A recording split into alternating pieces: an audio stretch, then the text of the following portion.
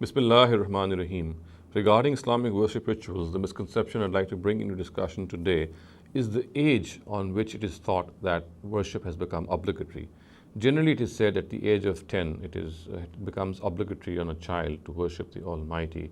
And the argument for this is drawn from a narrative of the Prophet Muhammad sallallahu alaihi wasallam, as per which he has told people that they should advise their children to pray when they are 7 years of age, and if they do not do so by 10 years of age, then they should be punished for this.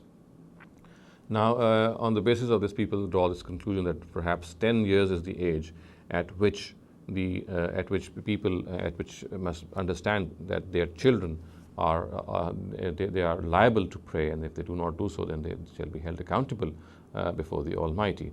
Now, let me first of all clarify the fact and state this very distinctly, that as far as this narrative is concerned, which is generally presented to adduce this opinion, it is not technically correct. That as far as the criteria of a Sahih narrative are concerned, which our muhaddisun or scholars of hadith have laid out, this narrative does not fulfill those criteria, and therefore it is not a technically Sahih narrative, and therefore it has to be ignored.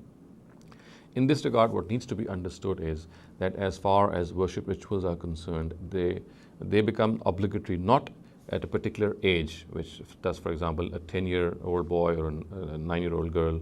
It's not that the age that is important, it is the fact that a person has a comprehension, it develops the comprehension of good and evil that makes that person liable before the Almighty. So it's not the age, it is the comprehension of, or the cognizance of good and evil. As soon as a person enters this mature age in which he knows the right from wrong, in which he is able to distinguish right from wrong, in which he has a comprehension of right and wrong, it is that age in which he shall be held accountable not only for Islamic worship rituals, but for all his acts.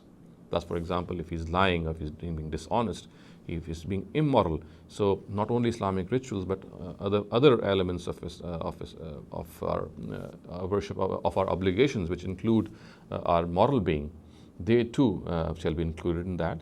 So it needs to be understood that since this awareness of good and evil can be different for different societies, for different children, so therefore it is not the age which should be fixed.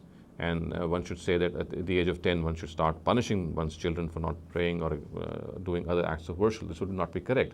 The correct approach in this would be that worship rituals become obligatory as soon as a person has this awareness of good and evil. And when a child has that awareness of good and evil, in that too, if there has to be some punishment involved, there has to be some sternness involved, then that too should not be taken as if one is forcing one's children to do those worship rituals. That should actually be understood as if people are instructing their children for worship rituals. أقول قولي هذا واستغفر الله لي ولكم ولسائر المسلمين والمسلمات.